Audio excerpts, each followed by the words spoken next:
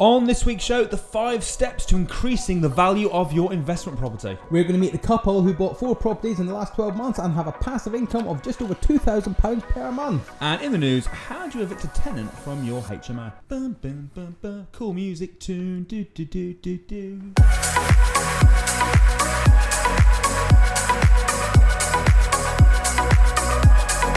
Welcome to the Property Investors Podcast. Thank you so much for tuning in. We're here every single Friday at 4 p.m. You can catch us on Apple Podcasts, Spotify and YouTube. I hope you enjoyed this week's show. Make sure you subscribe so that you never miss an upload, and don't forget to share with all your friends. Hi, I'm Russell Leeds. I'm Alistair Cunningham.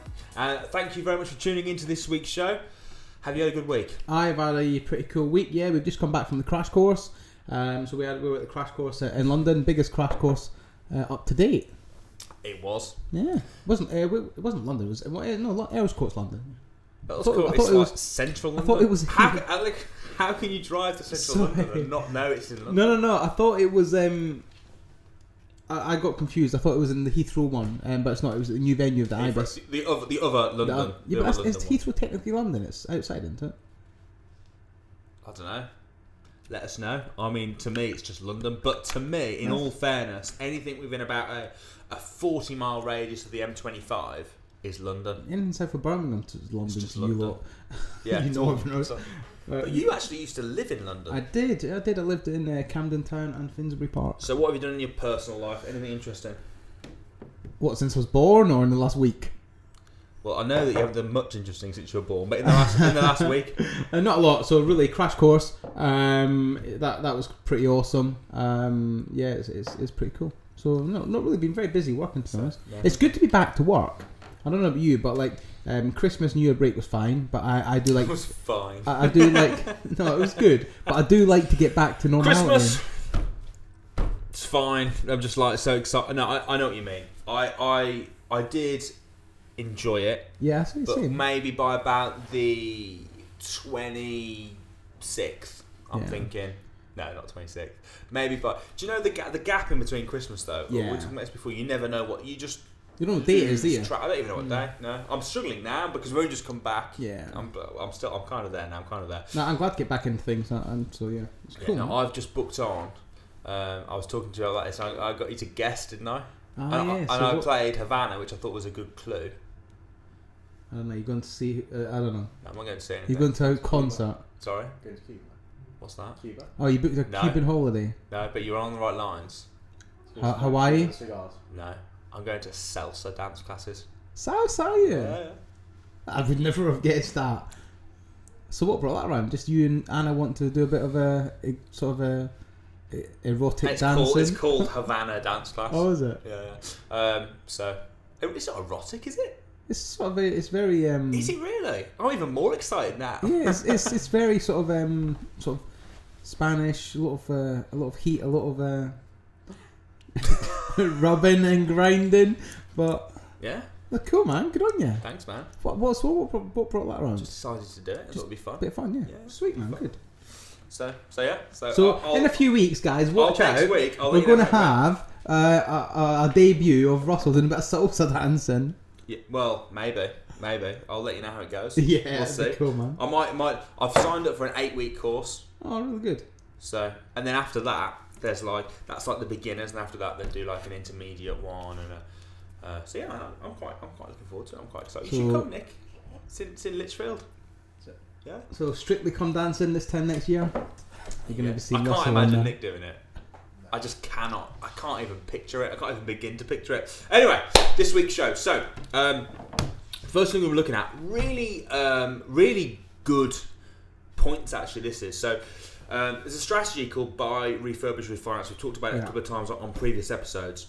And one of the key the key components to this and where it all can get undone is if the valuer downvalues it. So very quickly, what is buy, refurbish, refinance? So let's say that Alistair found a house that if it was nice, in good condition, it was normal condition, it would be £200,000. All the other ones in the street are £200,000, but it's absolutely disgusting. It's horrible.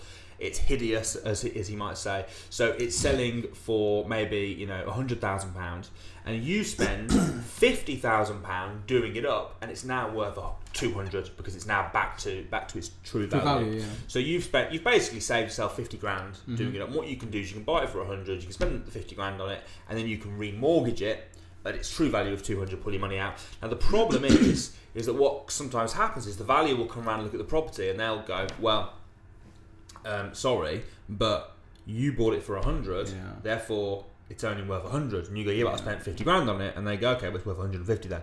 Yeah. And you can't pull your money back out of it. And a lot of people, what they do is they will buy the property, they'll do this strategy, they'll borrow the money, banking on being able to pull the money back out. Yeah. So what we're going to look at now are the 5 steps to making sure, well, not you can never guarantee, but the 5 steps that you should take when doing this strategy to get it valued as high as you possibly can. So let's have a look at what those 5 are right now. Hi, Samuel Leeds here, and one of the strategies that myself and my success students are doing really well at the moment is buying properties, but rather than leaving our money in the property, we are adding value to it and then refinancing the property and pulling our money back out, which is a fabulous strategy. Now, the biggest danger in this is that when you try and refinance the property is that it gets downvalued. So on this video, I've got the top 5 ways to make sure that your surveyor does not downvalue your property, hence meaning that you can pull all or most of your money out. So the 5 ways to increase your property valuation. The first way is when the valuer goes out to the property, always make sure that you go out there too, that you meet the valuer at the property. When you meet him there or her, just be friendly, be nice, dress well, and don't get there and say, what do you think? What do you think? What do you think the value is? Because that's what people always do, and it just annoys the valuers. So just get there, be professional, be friendly, build some rapport, and be ready to answer questions. That's the first way to make sure that you're onto a good start. Number 2, next, is the valuer. They're not stupid. They know what you paid for that house, and you probably got it at a little bit of a bargain. So what a lot of people do is they try and hide the fact. They might have bought the house really cheap for, say, £50,000, and now they've spent 20 grand on it, they've put 70,000 in total, and they think it's worth 100. But rather than being honest and just saying, you know what, I actually got this really cheap, I bought it for 50,000, and here's why I managed to get it so cheap, here's how it happened. Instead, they just try and hope that the valuer doesn't know how much they paid for it, doesn't research, doesn't find out. Well, they will know exactly what you paid for it. They'll know when you bought it as well. So tip number 2 is just to be honest. Just say, you know what, I actually got this for £50,000. The reason I managed to get it so cheap is because I bought 3 off the landlord, and he was in a real hurry to move because he had some bad tenants, and this was the story, and I bought all 3 off them at a little bit of a bargain. Number 3, demonstrate and show the valuer exactly what you've done to the property. How have you added so much value? Be ready to show the invoices and the receipts and what you've done. Justify, back up exactly how much value you've added and why you think this property is worth more now than it was when you bought it. Next, number 4, this is so important. You can follow the first 3 steps so far, and you can win the valuer over, and you can sense that he's on side, and he can be really impressed, and he can really like you, and in his mind he might be thinking, yeah, this is worth £100,000, which is perfect. But then he goes and he views more properties all day back to back, and he forgets about you, and he forgets about your property, and then he's there at his desk and he's thinking, oh, what was this one? And he gets mixed up, and then bang, he gives you your very low valuation, and you think, what? I was so convinced. So how do you get around that? Before the valuer leaves, what I always do, and I really like to do, is I make a little pack for him, a little folder, and I put the before and the after pictures, and I put the receipts, I put it all together in a little presentation folder, and I say to him, look, thank you so much for your time. I look forward to hearing from you. Please, can I leave you with this? Picture of the front of the house on the front with the address, all the pictures before and after. And that way, when he's back in his office thinking, what was that one again? And he's got it right in front of him. That is such a massive tip. I can't even emphasize how much difference that might make to you being able to revalue your property at a high amount. And lastly, number 5, and you might not like this one super much, but it's just prepare for the worst. Prepare for a lower valuation than you hoped. The problem with the strategy of buying and then adding value and refinancing is when you're relying on a surveyor's opinion, which is effectively what it is. How much is a house worth? Well, a house is worth what someone's prepared to pay for it. It's a subjective figure. And when you're completely banking on someone's someone's subjective opinion. And if they give you a down valuation, you're screwed because you've bought the house on credit cards. And just prepare for the worst. Be realistic and expect the valuer to lower its value than you think. It's easy in property investing to get really carried away, to be really optimistic,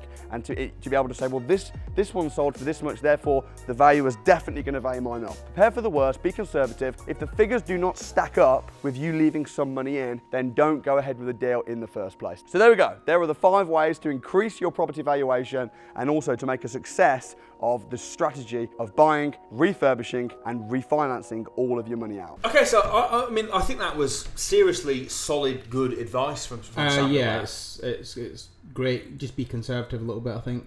I think when you're calculating the returns on any investment, you should always be conservative. So you should never ever bank on like guaranteeing you're going to get it valued at what you hope it is. You should always try and bank it a little bit lower, I would say. Yeah, so that was kind of the last one. So, I mean, the 5 points: meet the value and be friendly. I mean, you could try. Yeah, I could maybe I could put an act on that day. Yeah. Try your best. But yeah, no, I mean, I suppose that goes same with anything, really, isn't it? You know, if you want someone to, you've got to be personable, ain't you? I think when it's like anything, even when you're dealing with estate agents, if you're a complete douchebag, they're not going to want to do work with you. So when how did you manage to get so many deals last year? Because I'm very nice when I need to be. Very nice. Very, very nice when I need to be. I be a complete knobhead when I need to be as well, but I'm normally very nice. But yeah, it's true. Like, so when you're trying to negotiate a deal, so for instance, when you're buying, you buy, refurbish, refinance, and if you go in and you're viewing it with an agent, for instance, and you're a bit of a douchebag. You're not nice. You're not personable. I love the way he paused before he said douchebag. Like, can I say it? Can I say it? Can I say douchebag? Anyway, so if you're not nice, if you're a bit nice to them, you're likely to get them on side. And if you can get them on side, you're probably better. You're going to get a better value, a better offer accepted. Yep. I think. Yep. You've got that smirk on your face. You're just making me laugh. if you do you not believe that? No, James Sinclair. No, I like it. I like it. Yeah, no, you do. I mean, like you say, if you want to get them on side, then yeah, be friendly, be nice, and don't be pushy. Don't be sort of salesy. I agree with all that. Be honest about the price. I'm assuming don't be pushy to the surveyor when he comes round. So don't be like insisting that they value it at X. Cause, you don't want to annoy them, do you? Have you ever been there when a surveyor's been valuing a house? Yeah. You know that they won't tell you what they're going to value it at. No. It's really annoying because I've asked them a few times. They're often quite cold, aren't they? They remind me like. Do you know, like VAT inspectors and people like that? They're that sort, aren't they? They're that ilk. Do you think they're of the league that they think that I'm better than you? I'm going to keep it secret. I think they are, anyway. Yeah, I think they're better than traffic wardens, I'd say. Okay, traffic wardens. I mean, we're doing a job. Like, is that your attitude towards traffic wardens? Yeah. Everyone hates traffic wardens. Well, it's because people like to be able to park where they want, but you've got to have freaking rules in the country, man, where you can't just park your car wherever you want. So do you like traffic wardens? I don't like them, but I don't dislike them. Well, put it this way, if it wasn't for traffic wardens, it'd be chaos, wouldn't it? Yeah. So you'd love them, really. Well, if it wasn't for valuers, people would be overselling. No, they're not needed, are they? Valuers are not. I reckon we should just be able to sell whatever we say. I reckon what I reckon it should be is you should say, well, look, let's put it up for sale and see what someone's prepared to pay for it. Yeah, but I mean, there's a bigger picture because it all comes back to like mortgages and all that sort of stuff. That's why they exist. Be honest about the price that you paid for it. Yeah, because they are going to know. So if you try and pull the wool over their eyes, a thing called land registry. Yeah, exactly. So they're going to know. Demonstrate the value you added. Really good point. Do you know that's brilliant? I never thought about that. What Simon said about doing a pack of before and after pictures. That's the next point, but yeah. Oh, was it? Okay. I thought, okay, that's fine. So demonstrate, so showing them around the property, showing them that you've done the kitchen X, Y, and Z. Yeah, so you can sort of say, oh, when we first had it, it was like X, and now... So point 3 and 4 are very similar then? Yeah, 1 is just doing it as you go, and then 4 is giving the pack at the end and go, right, I just thought I'd give you all this so you've got all the information. So inside, so I'm assuming you have a pack like so, and inside it is, do you normally like have like a couple of 50s or... No, because then that's a bribe. Yeah, no, can't bribe. Unfortunately, I've tried. They don't accept. And then prepare for the worst. We've talked about that before as well. Never I don't think you should ever do this sort of deal where you're borrowing the money and you're relying on getting the money out. Yeah, do you know? I know several people that when they're buying these sort of deals, they've got everything on finance. So like they've got credit cards maxed out, they've got loans and all sorts and they're banking on it coming back at what they think it's going to be valued at afterwards. Yeah. There's obviously these sort of deals work very well if you can buy them below market value, but I think what you really need to focus on is buying below true market value, not a fictitious market value that they feel they've managed to achieve. Yeah. No, totally agree. Sorry, I just lost my place there. So I was listening to you. No, you weren't. Luckily, my viewers were listening. Your viewers. They've probably switched off. If you're interested at all in the buy, refurbish, refinance strategy, I mean, I think they were gold really for I think getting it. Yeah, I particularly like the one about giving them a pack. Obviously, we do that with the deal sourcing, where we have a pack or a due diligence pack. But I particularly like the one of giving the surveyor a pack, so when he's back at his home or wherever he's working out, he can remember and actually look back into the photographs and like receipts. I would put receipts and all that sort of stuff in there. Yeah. Show you've added a lot of value. Yeah, amazing, fantastic. So we're going to do a little bonus feature this week. Alistair is actually just finished writing his very first book. I'm going to ask him a couple of little questions about it. So first of all, what is the book actually about? Okay, so the book is basically it's my journey. So I got into property about 18 months ago, and it's my journey from leaving my job. I was in a corporate job, leaving my corporate job. I was earning good money, and then to where I am now. And it's how I got here. Okay, brilliant. So how deep do you go into your story, or is it more lessons, or do you go deep into what? No. It's a mixture of both. So it's my ups, my downs, my property journey, battles I've had during my property journey, and things like that. So it's my journey. It's my step-by-step journey of exactly as everything happened. It's in the book. So what's the biggest down you've had in your period so far? In my property journey before I got into property? In the book. In the book, the biggest doubt is my Down. My biggest doubt would be my self-doubt. My lack of confidence, my lack of belief prior to my journey starting. So when I left I knew my previous job, I didn't want to do it. I hated it. I was earning really good money, but I didn't agree with a lot of how they run the business morally. So I decided to leave that, and I went through a period of working very, very long hours. I've always been a hard-working grafter. Hard-working grafter sounded a bit wrong there, but I've always been a hard-working grafter. So I went from being very, very busy, constantly, to purposely, like by choice, having nothing to do with my life.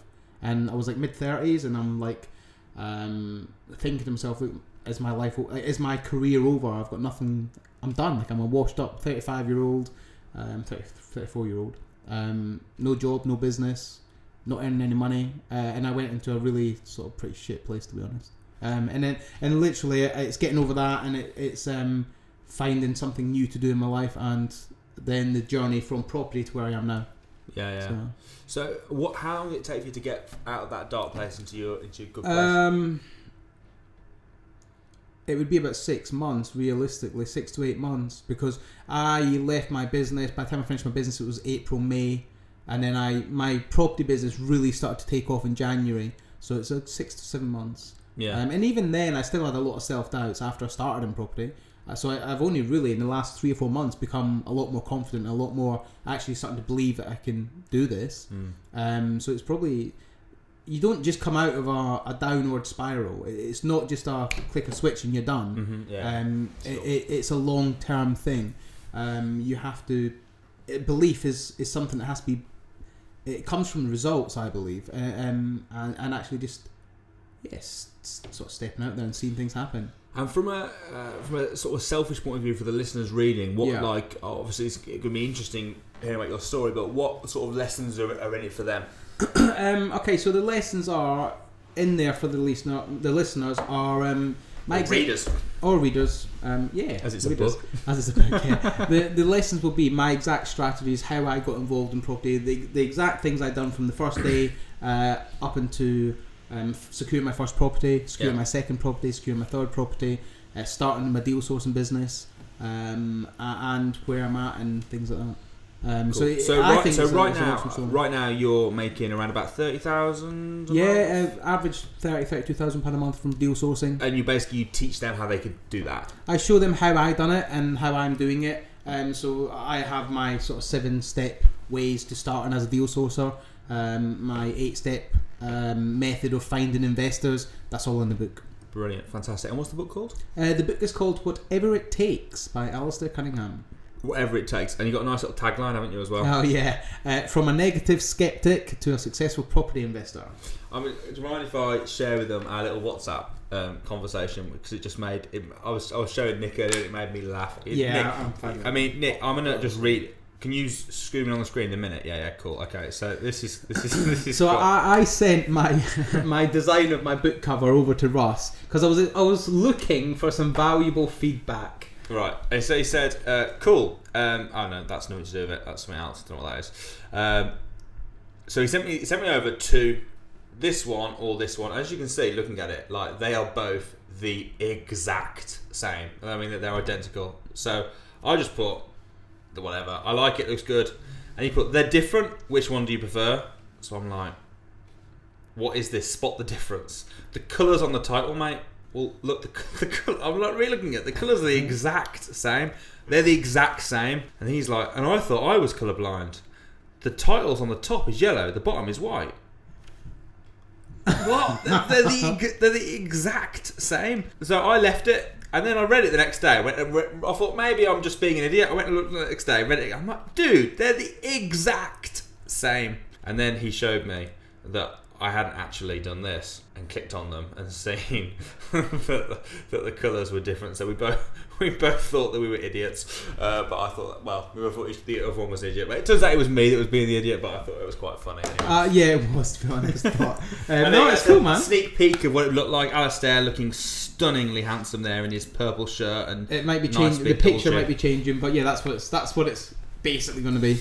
Yeah, fantastic. No, I think it's going to be really good, mate. I'm very excited for it coming out. I am. And, I haven't read it yet at the time of this recording. I probably will by the time this. Yeah, it should be out in the next. I would say next 10 days, 2 weeks. Yeah, but I know you've sent it over to me, so I will read it. I'm very, very interested. I think it's going to be awesome. Awesome, man. So yeah. Anyway, back to the show. Thanks very much. Next, we're going to meet a really interesting couple, and.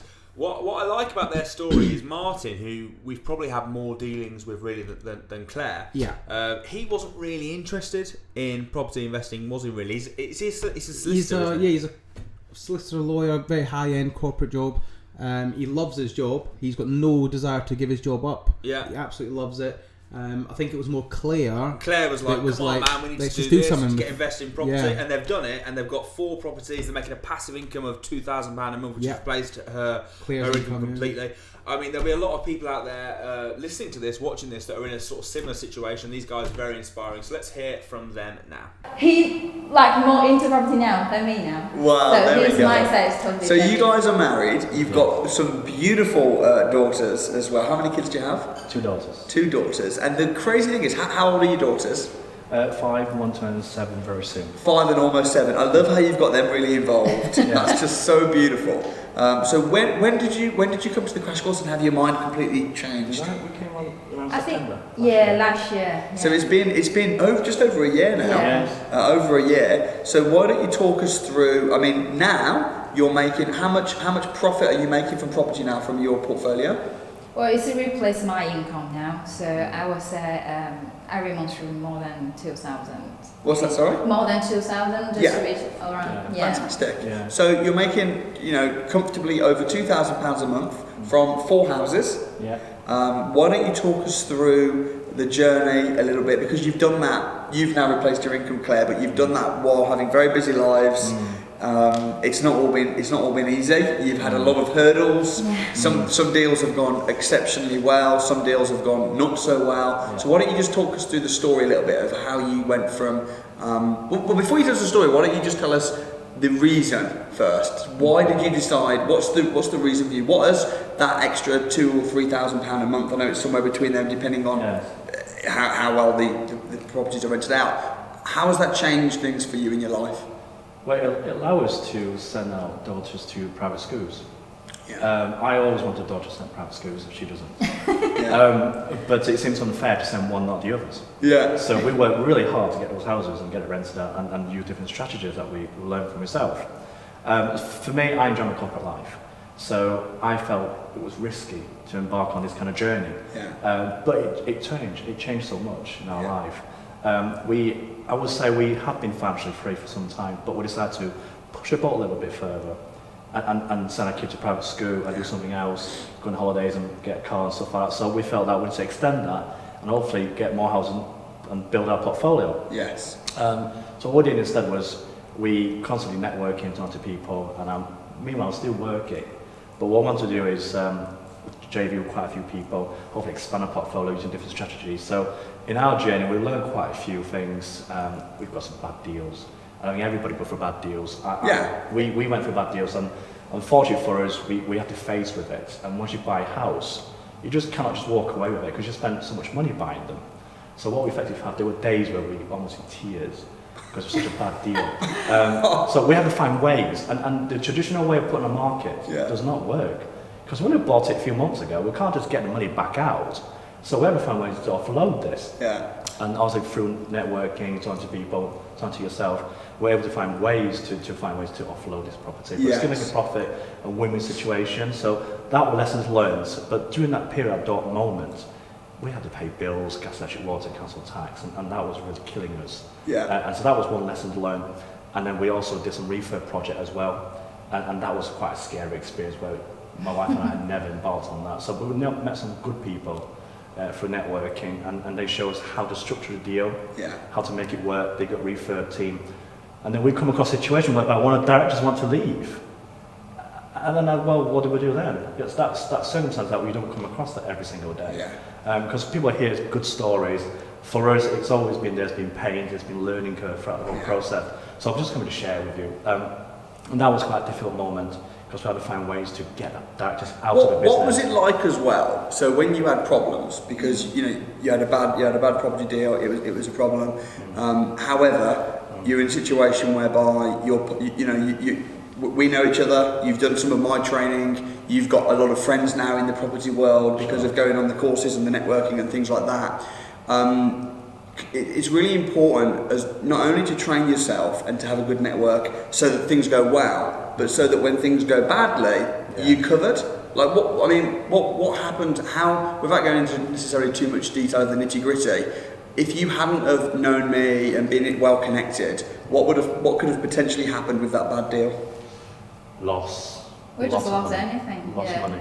A lot of money. Yeah. But you were able to find an exit strategy whereby we could resolve that situation, which is fantastic, and then focus on the more profitable deals. Yes. Which is incredible. So tell us, I love your strategy. I like that you're very much, because you haven't got necessarily a massive pot of unlimited money or anything crazy. You're wanting to work by buying, refurbishing, and then refinance. Sure. So tell us a little bit about some of the deals that you've done, maybe that have worked. Before we get to refurb, we look at internally, through your crash course, look internally in terms of our asset.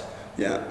And I realised that our house wasn't making profit. We were going to sell our house, we were going to make a loss on that one. Yeah. And then we thought we were going to do it up, and then set on. And realising that while we're spending more money on a house and limited equity, why don't we just get consent to let and rent this out instead of making a loss? And light bulbs kind of come out. Why don't we just use that idea and buy some more houses somewhere else in the patch that we know? Fantastic. And it came from the time when Claire really pushed about wanting us to move somewhere else. And the idea came about that. Then she was good at finding deals, and she found the repossession deals. And we knew that quite a few local investors were really, really interested in bidding for that, where we won a bidding fest with them, and we got it. Yeah. We didn't have no money. It was around Christmas time last year, almost a year Christmas time. And then the agent was keep calling us. When are you going to send us proof of income? Your proof of... We didn't have it, so we had to go through bridging to get through that. And that took us time, and Claire had to entertain the agents at the same time, and she's the face of it all. And then meanwhile, work on a bridging company and JV contract, and done that with the partners, and finally got the money through, allow us to get the builders on board. It was February, March time, snowing. We were out there, with shovels, with the BS, what they call it, the drilling thing. Yeah. And we were out there. We don't stop. We just want to make it happen. Yeah. There were a few occasions in that house that we and our personal property. Christmas Eve, we were out there painting. The kids. Yeah, just sometimes you can't 100% rely on the builder. Yeah. I don't want the house to be empty there, just waiting for someone to fix it. Yeah. So I say to Martin, I'm free, I'm at home, I'm gonna go. Yeah. Martin, it's snowing. I said, but I need to go. Yeah, the house before the building come in, you need to rip off the wallpaper, do the cleaning. I can do it. You don't need to waiting for people coming here. So I go and drag my girl along. Yeah. So The whole family. I remember you sending me pictures of the whole family were there painting and. So I drove them along, let them help out, and then they enjoy it. The girl enjoy it. She's only 7, but she get the idea. She know what we're doing. And now your daughters understand property probably better than most adults. Yes. And they'll see properties for sale and stuff, and they'll be talking about. She'll do that. She'll tell me, "Mommy, there's a house down the road for sale." She'll let me know. She know that. Yeah. And then when we do this refurb project, it's really bad condition. So when my girl goes in, say, "How people can live in there?" I said, "Well, we're doing that, make it really nice, and who people can't afford to buy a house, they will live in that temporarily. So we rent it out. That's what we do." So she got the idea. We buy the bad condition house, we refurb, and rent it out. That's kind of helping people as well. So she got this idea. Yeah. I think for properties, there's no age limit. Even this little young girl, she understands. That's fantastic. Because you're restoring, you're making the communities and adding value to the country and the streets by doing them up. So what's your kind of idea? What are you doing then? So you're refurbishing, and then are you then refinancing? And we did. So we more or less put all the money out. That's fantastic. I think this deal is quite dairy deal. When we bought it, it's only a little terrace house. 3-bed terrace. Yeah, 3-bed terrace house. But it's such a big space that the wasted didn't do properly. So we bought it and turned it to a 5 ensuite HMO.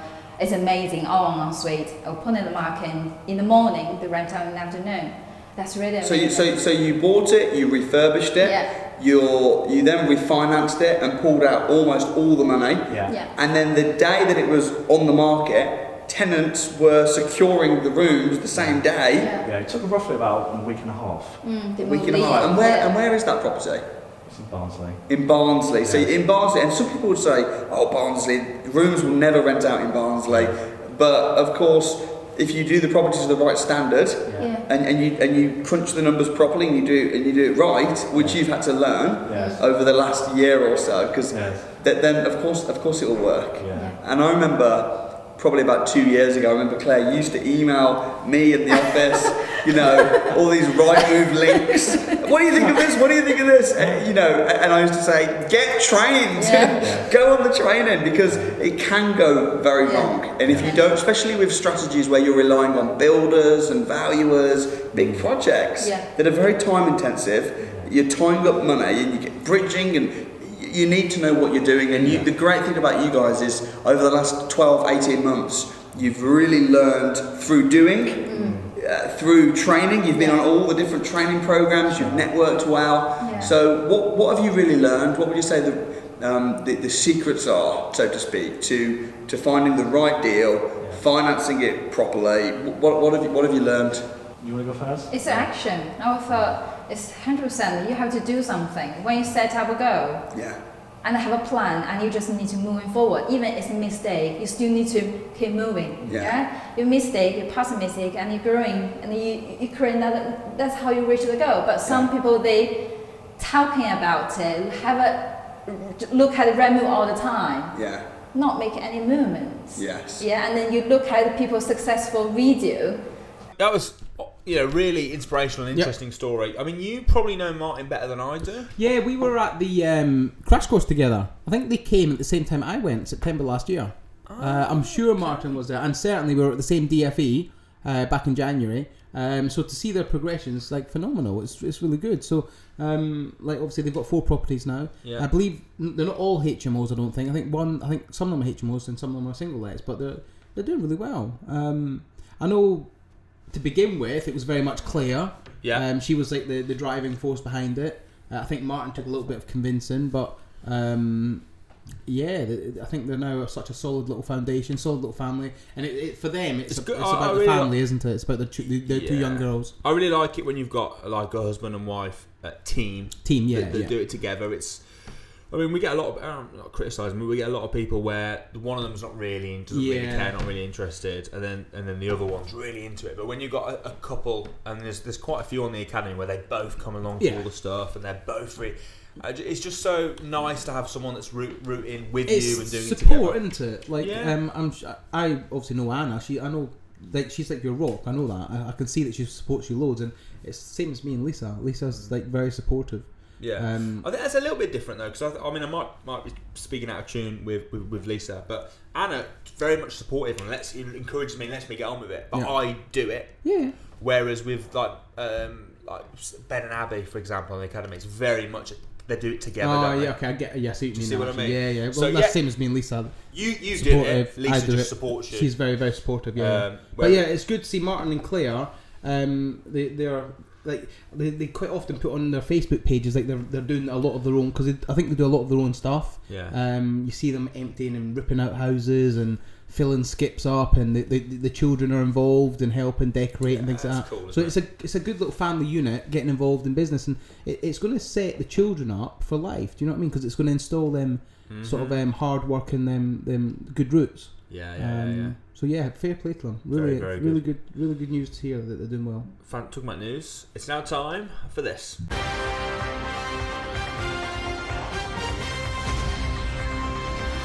It's property investing news time.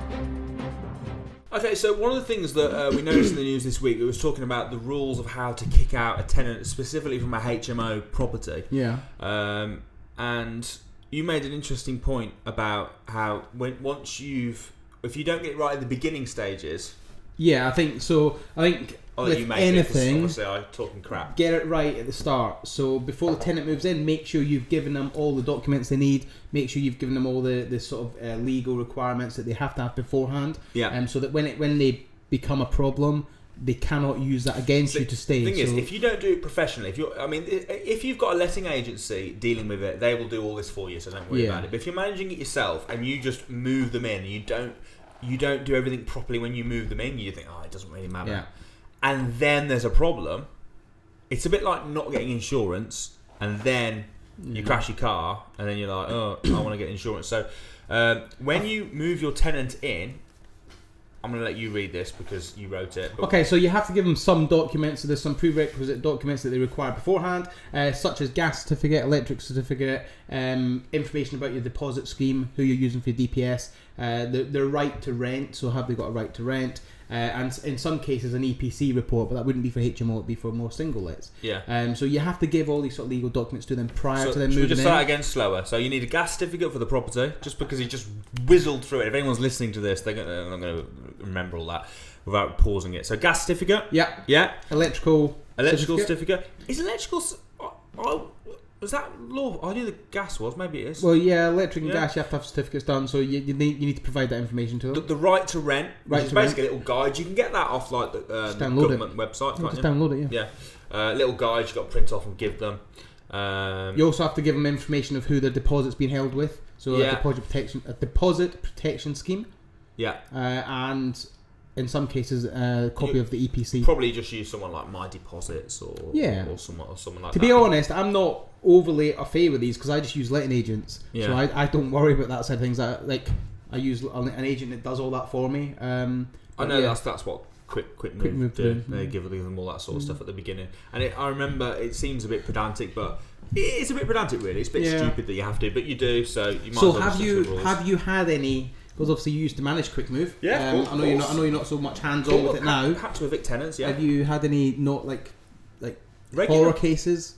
Horror cases of bad tenants not refusing to leave and all that sort of stuff. Yeah, I have. The worst was a girl called Inga. So Inga, we got past the property from another agent because I'm assuming that the landlord got sick with the agent because they had this woman called Inga who lived in the property and when she moved, she hadn't been paying for 8 months. Is this the property in Stoke-on-Trent? No.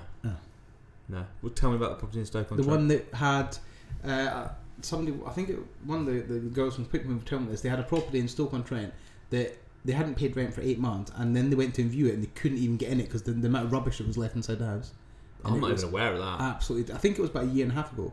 Okay. It was absolutely disgusting inside, apparently, and literally, like, you couldn't see sides, you couldn't see anything. She just trashed the place, but it wasn't trash as in deliberate. It was just mess everywhere. Yeah.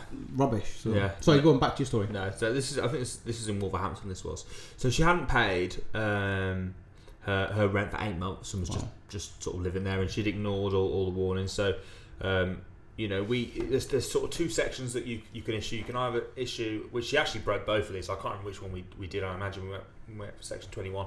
But you got section 21, which you don't really need a reason for as long as it's out of the contract. So if it's a 6-month contract, you can leave it till the end, and then you can, if you want to, for example, turn it back into a single let or something. You issue them a section 21. I think they've got 2 months.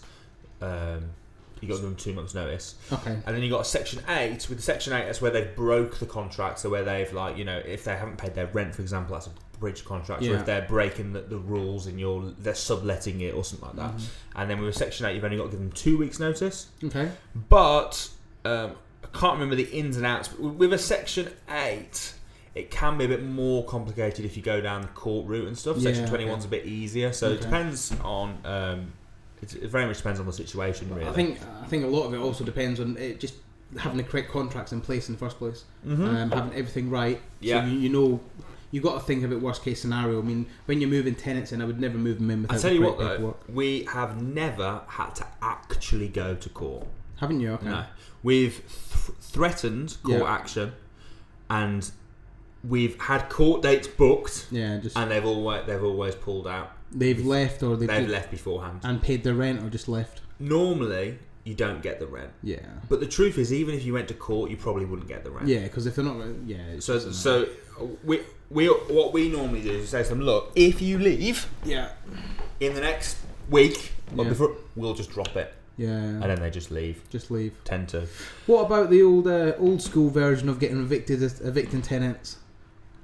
Go on. Sending a bloke around with a baseball bat. Yeah, no. It's illegal, obviously. I wouldn't advise it, but this is obviously legal. You've got to do it legally, but I think I'm more of a sort of person that... No, you can't do that. I know you can't do that, and I know it's illegal, and I wouldn't do that, but it's so frustrating. I don't get the feeling you would do it, do you? No, I wouldn't do it, but it just frustrates the hell out of me. People, they move in properties, don't pay the rent, and then they have all these rights to stay there. You've got to do silly things like when you the notice, like you've got to drop off in person, so you've got to go to the house. If they're not in, you've got to push it under their door and take a photographic evidence. So you've got to prove everything. Yeah. So there's a few steps. If you're not sure, companies, if you're a member of, say, like the RLA or something like that, they're very, very helpful in this sort of situation. So you can phone them up and say, hey, this is my situation. What would you recommend? And they'll go, okay, I'm in that situation, I recommend a section 8, and this is what you do, these are the steps. So I imagine that the NLA is the same. There's just far too much paperwork around this sort of stuff. I think. To be honest, this isn't my bag. I hate this sort of thing. Yeah, same as. I know the bare minimum, and I just pass it on to staff because paperwork and that is just... And I find it's very negative energy. Yeah, absolutely. Sort of thing. It would drain you, wouldn't it? If you've got somebody living in your house not paying rent for 8 months, it would drain the hell out of you. Yeah.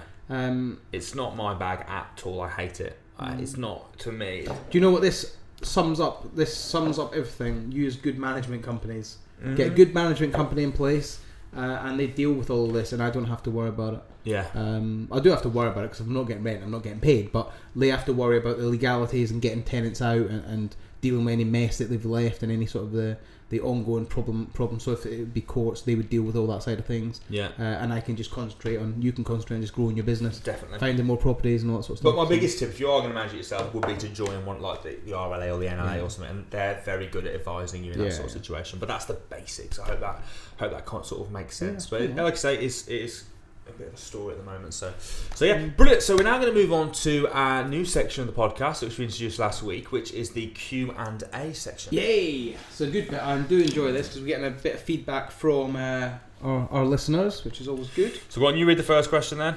Let me just pull it up. Okay, so Alex Priestley has commented. The question he's got is, what practical steps can we take when doing our due diligence on a potential location for service accommodation? Does creating a mock ad form part of this process? Thanks. Looking forward to tuning in. So Alex, so what would you do if you've got service accommodation? How would you do your DD on it? Well, I certainly wouldn't do a mock ad. You wouldn't? No. Okay. Because you can't, can you? Yeah, you can. Can you? Where would you put the mock ad? On booking.com? Yeah, directly on Airbnb, booking.com, things like that, and see if and you get then they bookings. book, and then what happens? They just cancel it and Oh, refund you it. can't do that. No, I don't do that, but you could do that. But it's problematic if you start cancelling people's bookings because. No. Okay, so I'm how not would having you that. do your due diligence? How fed up would you be if you went on booking.com, booked your holiday accommodation, and they just cancelled it? after Yeah, booking? well, of course, yeah, but they would let you see that they're getting bookings. It might mess people about, but It's definitely going to mess people about. But it's going to, like, if you're doing it for a single let, sorry, for HMO, for example, you're sticking it on spare room, and they ring up and go, and you go, oh, sorry, it's gone. yeah. Fair enough. On booking.com, they're actually going to put their card details and they're going to pay for it. Yeah. They're going to assume that it's all booked and all okay. Yeah. No, I'm not having that. Okay, so what would you do then? Well, there's lots of different ways you can check it. So one of them is that you can go on places like booking.com, search for a nearby date, and it will tell you after the first few pages will be the pages are available, but you can see how many are unavailable. Yep. How many are already booked. You can also have a look at the prices, the average prices that stuff's getting paid. There's a website called I think it's Visit Britain. But if you just sort of just maybe Google Visit Britain service accommodation, and it's got like a real good literally like a month by month breakdown of all the service accommodation, all the different cities and areas and different types of property and all that sort of stuff, and it gives you average occupancy rates. Cool. Which obviously you can see are very high. Yeah. So that's the second thing. You can look at hotels. Yeah. Are there hotels in the areas that are renting out? Are there other properties? If you wanted to stay in that area, how difficult is it to book? Yeah. What are the prices like? How easy is it? Have a look on places like Airbnb and that sort of stuff. See what's going. See what's not going. Yeah. Tell you a way I do it. I spend a lot of time on the road, and I sometimes you can just drive around and let inspiration come to you. That works as well. No, sometimes I'll get to an area and I don't book hotels until I'm actually where I know I'm going to be for that Do you evening. really do that? I hate 100%. doing that. No, that's the way I do it, because like if I'm out doing loads of viewings and say for instance let's just say I don't know I'm in Hull and I'm going to Leeds and Sheffield and Manchester or whatever. If I book say a hotel in Manchester and a couple of viewings cancel in the morning or whatever, and I'm at Manchester early, that means I'm there at midday. I would rather go to the next venue, try and get some more viewings, and then stay there that night. So I generally don't book my accommodation till I get there and I'm probably about to walk into the hotel or the accommodation. And I have all the apps on my phone, so you can see very quickly what hotels are full. That's always a really good sign. So like for instance in Doncaster, I was in Doncaster a few weeks ago, I couldn't get into any of the sort of normal hotels like Premier Inn, Travelodge, couldn't get into any of them. They're all fully booked, and that was me booking at 6:30, 7 o'clock at night. So that's sort Good sign. it's a good sign that SA would work in that area, because who are the most people that are going to use SA apartments? What is the category of people that the most popular? It's business. It's business travellers. People think it's holiday makers. It's not. It's business travellers. And it's people like me when I'm out on the road, they're looking for somewhere to stay. I suppose the reason is how many holidays do you go on a year? 1, 2, How many times do you travel for business? every day, every week. That'd be why, won't it? And if I was going to go on holiday, I certainly wouldn't be going to Doncaster. So, would you? Like, do you know what I mean? No. Exactly. No offence to anyone from Doncaster. Nothing wrong with Doncaster. I wouldn't go to Corby either. No, neither would I. Well, I wouldn't go to anywhere. Well, maybe something. I wouldn't. If you go on holiday, you go. So that when you're seeing people like putting their apartments in like I don't know, wherever for holiday let. Go to Cornwall. Yeah, but then whatever. Okay, so that's one way. Whatever. That's one way to test it. Try and book in, see what rooms are available. Yeah. Another way to look is find out where all these hotels are building hotels. So find out where the next Premier Inns are going to be. Mm-hmm. Premier Inn do not just do not just throw hotels up in a random area without doing their homework. They've done your due diligence for you. They've basically done everything for you. So you know damn well that if Premier Inn are building, Yeah. there's a demand. Premier and Travelodge, all of them. They're building one in Warsaw at the moment. There you are then. If they're building one in Warsaw, they know there's demand. They don't just throw a hotel up and say a 70-room Holiday Inn Express and getting 10 people staying there a night. Yeah. It doesn't happen. No.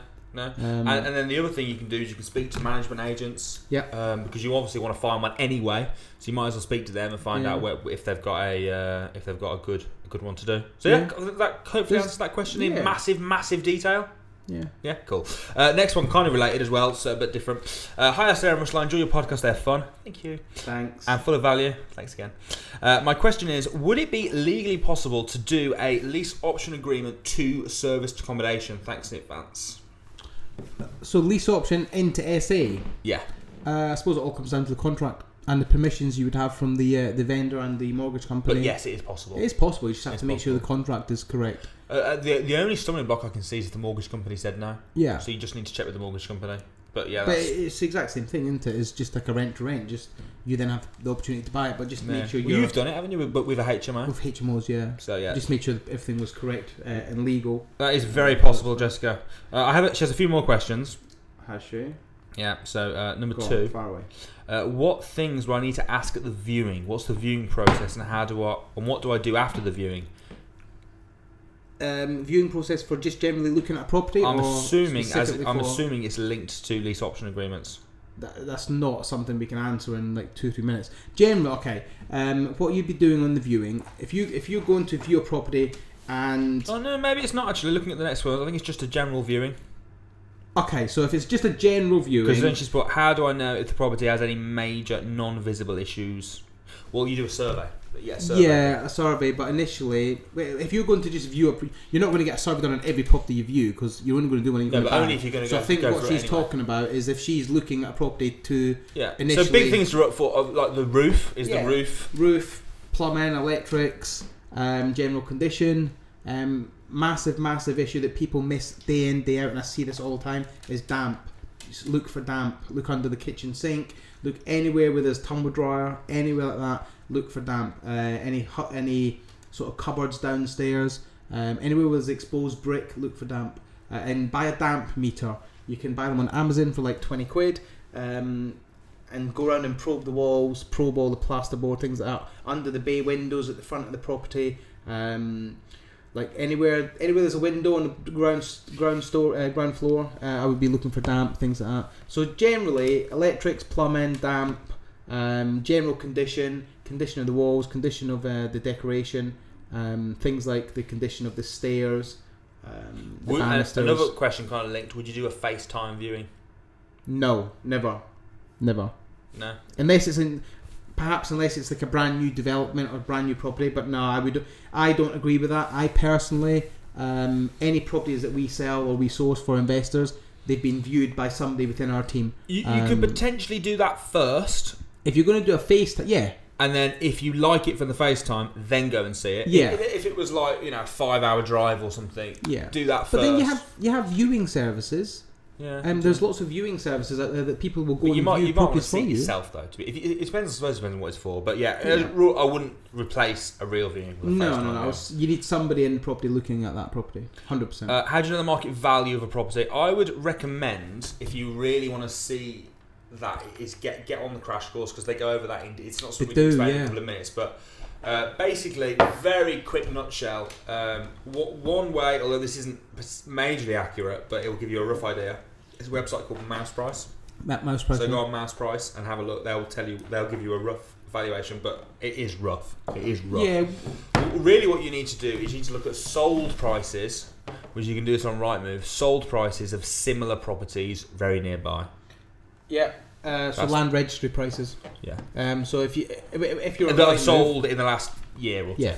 If you're on Rightmove, like sites like Rightmove do it. Just at the top it says sold prices. Click on that to the postcode and it tells you what the land registry prices were. Yeah. But if you get on the crash course, we go through all that in detail. Right. I'll let you ask a question. I'm just got to find one. I'll do one more then while you wait. You crack on. I'll find a. Okay. How does GDPR compliance apply when posting letters, and what's the appropriate use of land registry?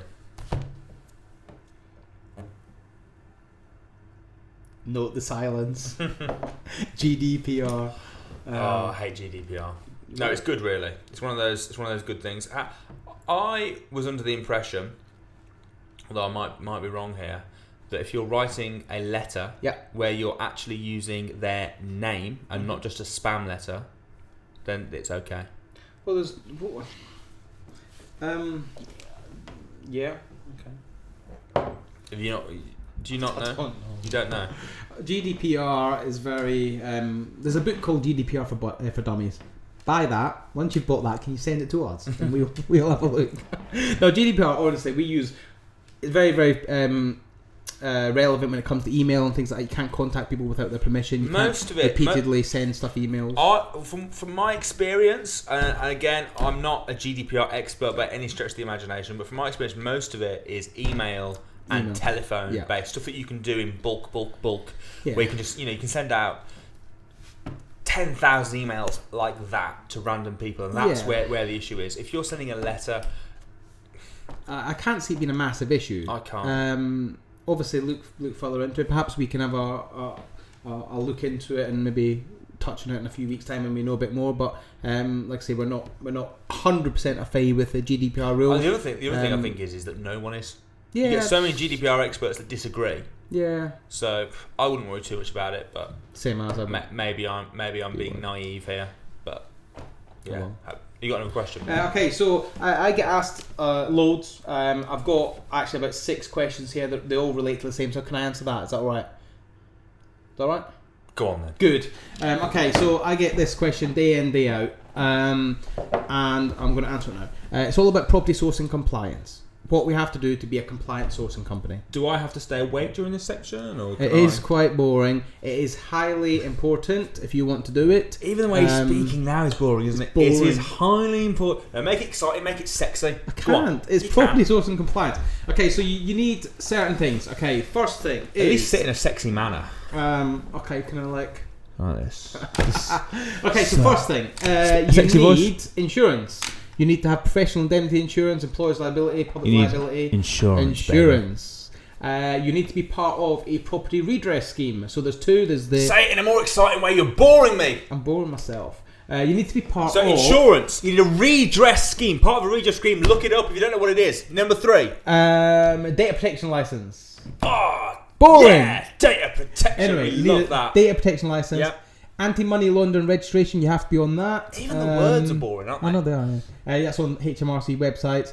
And you need to run your business in a compliant manner, in the sense of you have to have lots of record keeping.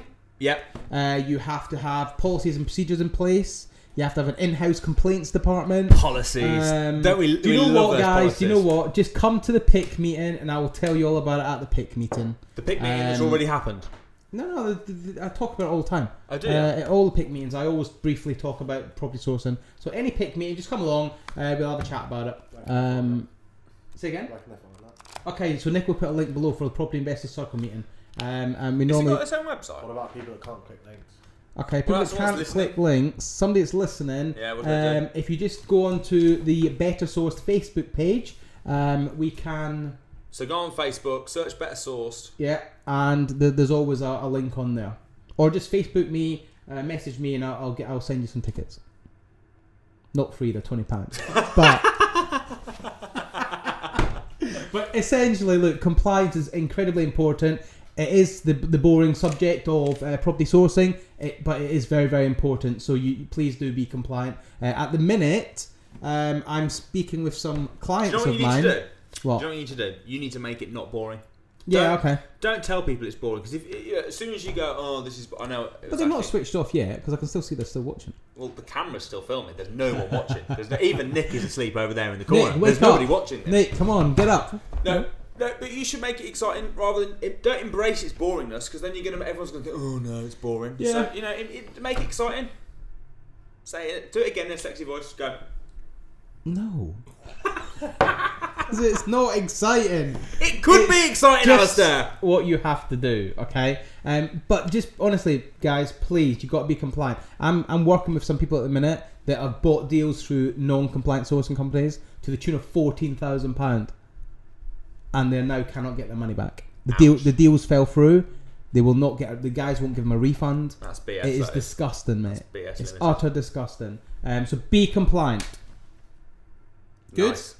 No, not really. Right, okay, next question. You got any more? I haven't, no. Okay. Alright, last one. I have got one more question. Go on, hit me up. And it's all about people, again, it's property sourcing related.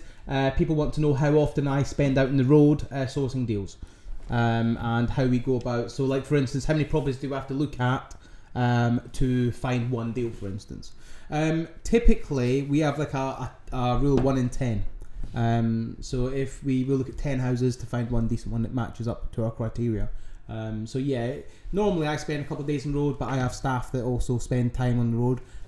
We might look at 50, 60 houses or properties a week, or Get 5 or 6 deals. and get 5 or 6 deals, yeah. And even then, 5 or 6 deals don't end up becoming possible deals to go onto the list. So it's just a case of the 5 or 6. Sorry. No. So if I look at 50 or 6 houses or whatever, Yeah. 5 or 6 of them might be suitable for us to then do further research on.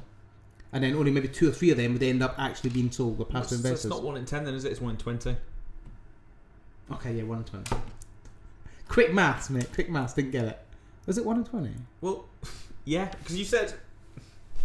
So you said 50 or 60? No, not cutting. don't No, cut. keeping this gem in. Yeah, you're right. So 50 You're or right. 60, 5 or 6 of them. So 1 in 10 are kind of 1 like or 10 are suitable. able to do research on. Like No, surely no. they're all able to do No. research on. Oh, let me back up. Right. So I think you 1 in should. 10 Yeah. are good enough for us to then continue with our research.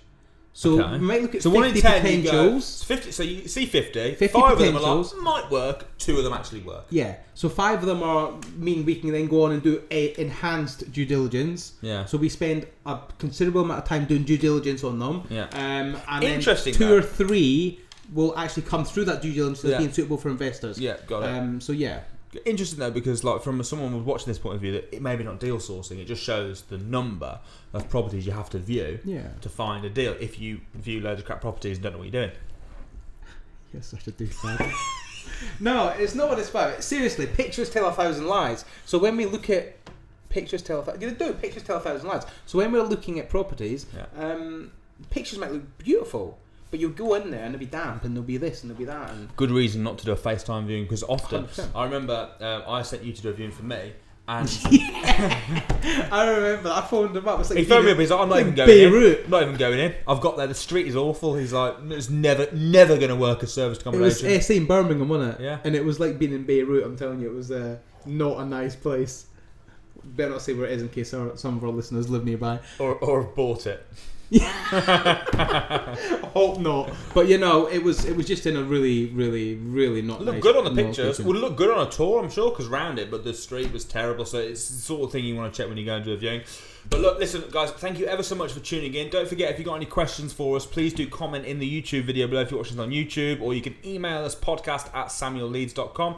You can also search for us on Facebook or Instagram. We're just our names on Facebook. Instagram, I'm Russell Leeds. So it's also just my name, actually. And I'm Alistair Cunningham. What are you on Facebook? On Instagram? I am on Instagram. Do you know what? I downloaded an app for Instagram, and it tells you the people that you're following that aren't following you back. And the first person that I was following that wasn't following back was Nick. And I was like, bastard. Like, I've been following him, liking his crappy little photography shots for ages. Not even, so I've deleted him now. I'm not following him anymore. Screw him. So follow me on Instagram. If you don't follow me back, I'm just going to unfollow you. Simple as. I might as well be Same honest as. about it. Up front, right here, right now. So that's what I'm going to do. I'm going to do the same.